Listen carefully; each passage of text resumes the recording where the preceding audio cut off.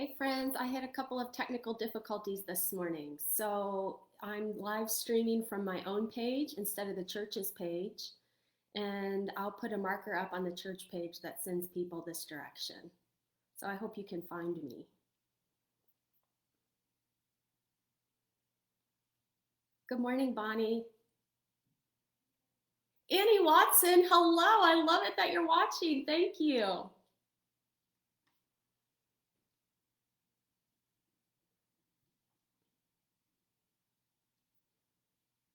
Oh, it looks like you all are finding me.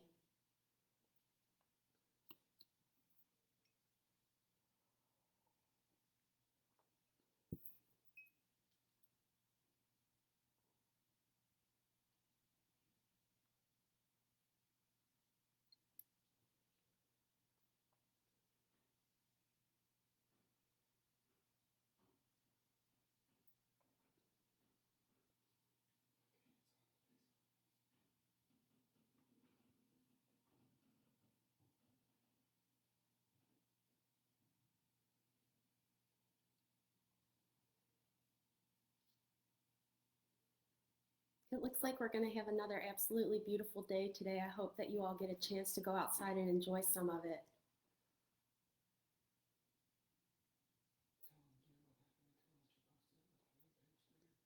I'll post this on the Highland Baptist Church page later. They're having some technical difficulties. Anytime I tried to go live through the Facebook page, the Highland Facebook page, it wouldn't let me do it. I was getting an error message.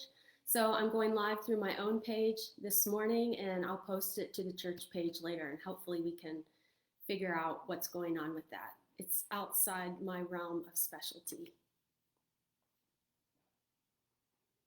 So we'll wait another minute or two to see if people can find me here.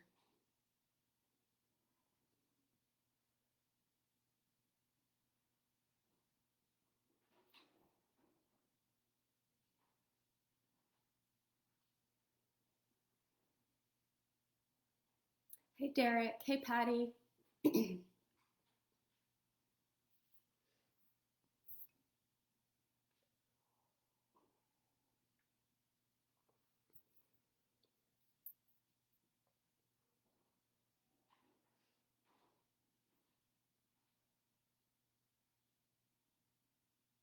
It's so good to be with you all this morning.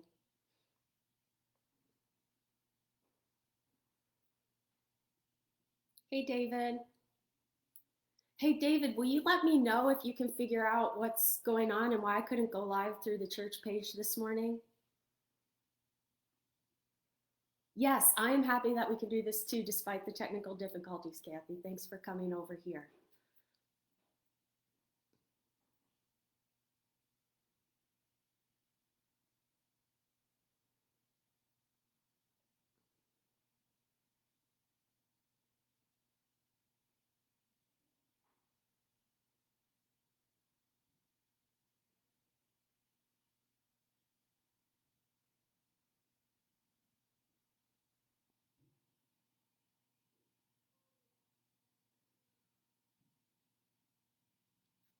Good morning, Karen.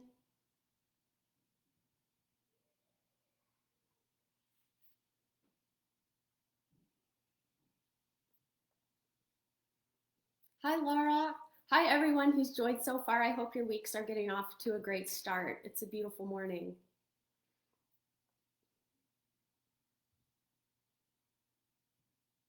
Let's wait one more minute.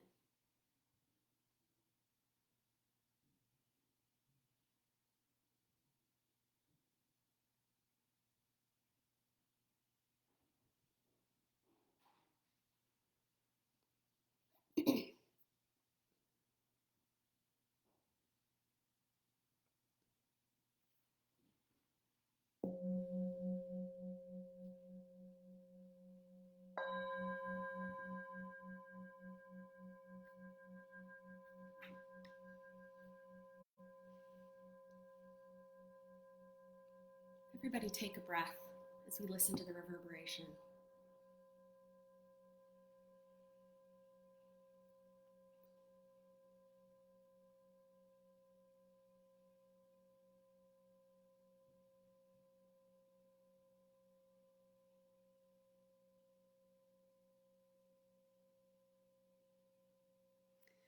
This morning, I want to talk to us about our church theme, the freedom to be full of hope, the freedom to be hopeful, the freedom to hope. I think hope is such an important word in our Christian vocabulary and in our, well, it doesn't have to be our Christian vocabulary in any nomenclature, in any society. Hope is something that keeps us vital and valiant and ready for our work in the world. And so I want to talk a little bit about hope this morning. And the way that I'm going to do that is share with you a commercial for Rebecca Solnit. She is a writer and obviously an author, and I am her devotee. She has written, these are just the books that I have. She's written over 16 books. This one is A Field Guide to Getting Lost, which I'm going to read a quote from this one in a minute. And then she wrote this one, which is a collection of essays called Men Explain Things to Me. And this opening essay, which is entitled Men Explain Things to Me, is actually where we get the term mansplaining. So if you haven't read the origination of the term mansplaining, do that here. And then the other one I have is Call Them by Their True Names, American Crises and Essays. And essentially, what her work is encompassing is inviting us to a civil discourse that takes the bar up a level, that pushes us to the goodwill of humanity, while also naming the atrocities and the hardship of reality. She doesn't let us skate by with platitudes. She invites us into the darkness, into the idea and the practicalities of getting lost, because when you're lost, that's when you find your way back home. And when you find your way back home, that's where we have our safety and our community and security, and the ideas and the creativity in our imagination can flow. So she's won many awards. She's a regular columnist for The Guardian. She's a contributing editor for Harper.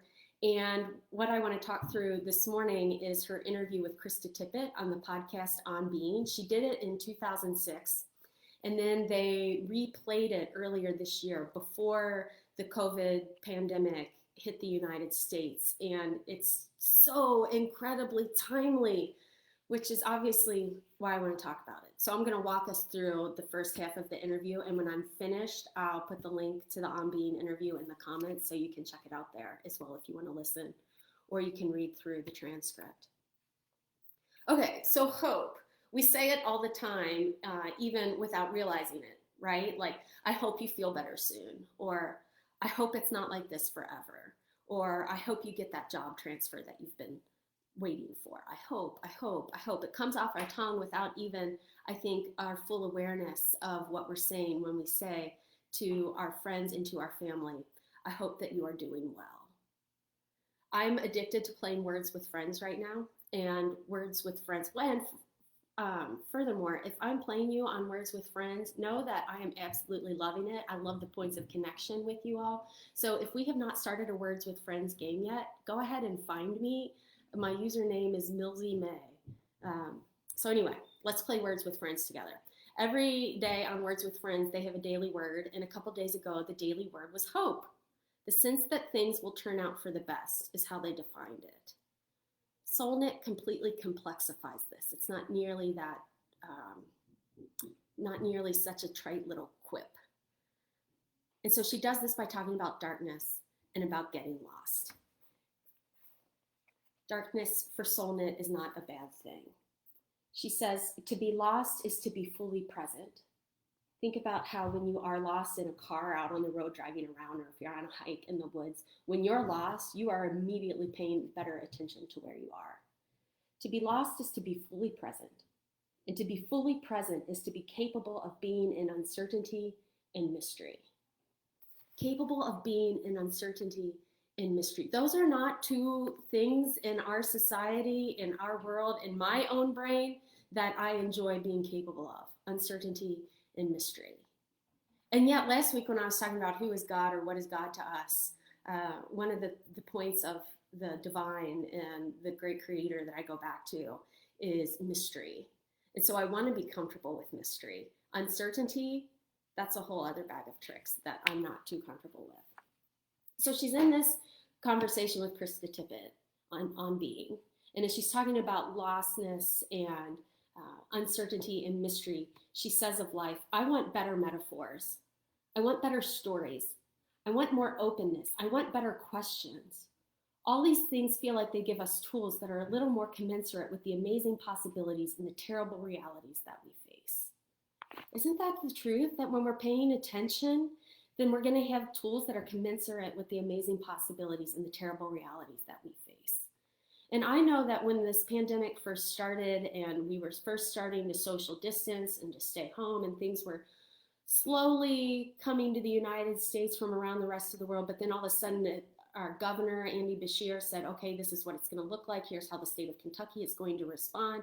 It felt like a switch was flipped, and all of a sudden I or the congregation or my family or all of us together, we didn't necessarily have the right tools because we weren't expecting this to come in the way that it came with such force that it is here. And yet we're all still doing our part to flatten the curve. And the reason I love Rebecca Solnit and why I have loved reading her during this season is because she doesn't hide from the hard parts of life. She embraces them. So just for a minute at the beginning of her interview, she's talking to Krista about her decision to not have kids. And it's one of her essays in her novel, in her essay book collection. And she says this: there is so much other work love has to do in the world. She means for herself as someone who chooses not to be a mother with this pressure of the only way to really be a female is to love your children and to bear children. And she's pushing back on that, saying there's so much other work love has to do in the world. But mostly we don't even acknowledge that love exists. And so we have these blank spots on the map of who we are. And here's one of these beautiful metaphors that she pushes for and talks about. We have these blank spots on the map of who we are. And I want to try and fill those in and encourage people to go there to recognize that actually their lives can take place or are already taking place there. And that this will give them the bigger sense of self. And so she goes on to talk about natural disasters or social disasters that have come and that have happened. So she starts with the San Francisco earthquake in 1989 when over 50 people were killed. Then she moves to 2005 with Hurricane Katrina in New Orleans. And then as I was reading and listening, I thought we could add September 11th and then today the COVID-19 2020 pandemic. And one of the things that all of these disasters have in common is that we can answer the question, where were you when that happened? Or when you got news of that happened. Everybody has their September 11th story. We all are enduring right now this pandemic. And as we look back in the history books and in our own history of our lives, we're going to be able to say, oh, that's what life was like during that time. Disaster challenges us to be better people in the world, she says. And so Krista Tippett asks her what she means by this. She says, there's a way that disaster throws people into the present, just like getting lost does. When you're in a disaster, you're paying better attention to what's going on around you. And so there's a way that disaster throws people into the present and sort of gives them this super saturated immediacy that also includes a deep sense of connection. This, I want to claim, more deeply than the definition on Words with Friends' daily word of hope. This is hope. And here's how Solnit defines it. Hope, for me, just means a Buddhist sense of uncertainty. Isn't that fabulous that in this conversation with Krista Tippett so many years before she's writing in this book, The Field Guide to Getting Lost, she has the same definition of hope. Obviously, she's consistent. Okay, so I'm going to stop interrupting myself as I read these quotes just because I think they're so amazing. Okay, so here's her definition of hope again. Hope for me just means a Buddhist sense of uncertainty, of coming to terms with the fact that we don't know what will happen and that there's maybe room for us to intervene and that we have to let go of the uncertainty that people claim to love. We have to let go of the certainty that people claim to love more than hope and know that we don't know what's going on. We have to let go of certainty. when really, isn't that what our innate desire is what we cling to? We want to know what's going on. We want to have a certain plan. We want to have, we want to know exactly, as businesses and churches and the economy starts opening up, we want a smooth plan of how this is going to go. We want to know that everybody's going to be safe and healthy and well. And it's just not like that. I'm skeptical of the folks in society these days who are claiming any kind of certainty. It seems to come from either a point of arrogance or a point of insecurity or some other misaligned value. When we are comfortable with uncertainty, and when we can come to terms with the fact that we don't know what will happen, then we can be engaged ourselves enough and intervene in the world in ways that bring us together, that empower us to have hope. It's that comfort in uncertainty and mystery. I think we want God to intervene and we want God to fix it or make it all better. Or we want God to perform some magic trick that makes hope more natural. But what SoulKnit is saying, and what I gravitate to so strongly, is that hope is for us to maintain. Hope is for us to engage. It keeps us alive and engaged in this love that she was talking about at the beginning of the interview. When we are hoping, we are active. It's not a passive thing to just sit by on the couch and say, oh, well, I'm going to sit here and hope today, as if it were that easy. Instead, when we are hoping for a better world, or when we are hoping for community to rally, or when we are hoping for health and wellness and safety for our friends and family and even our neighbors and strangers alike, we're doing our part to be engaged in society and in the world that is going to make a better world come about. And that's SoulKnit's whole point. We need to be better people in a better world.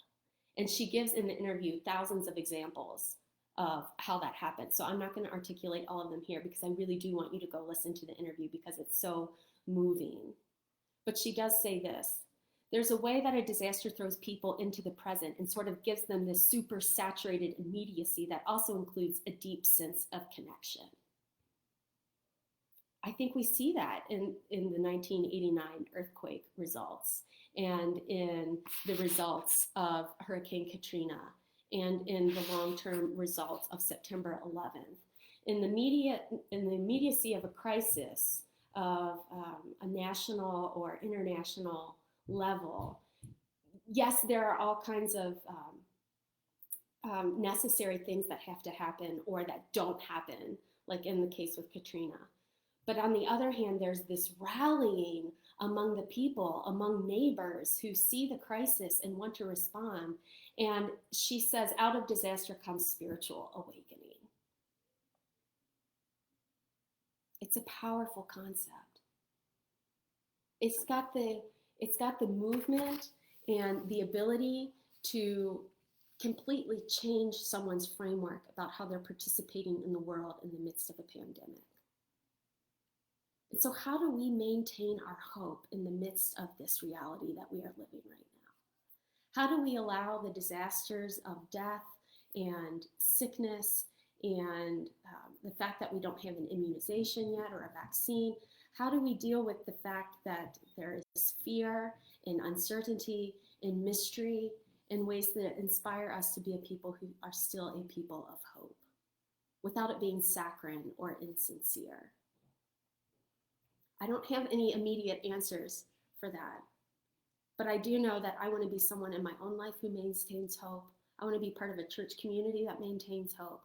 I want to associate with people who are hope-filled and hopeful in these days so that we can rally together and pursue the spiritual awakening that is to come.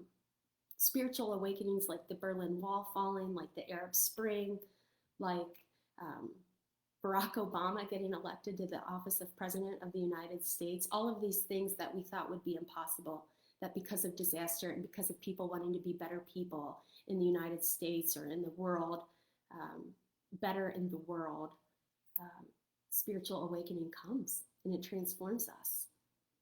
So what is our spiritual awakening that we have the opportunity to step into as active people of hope who value love in this universe, in this world?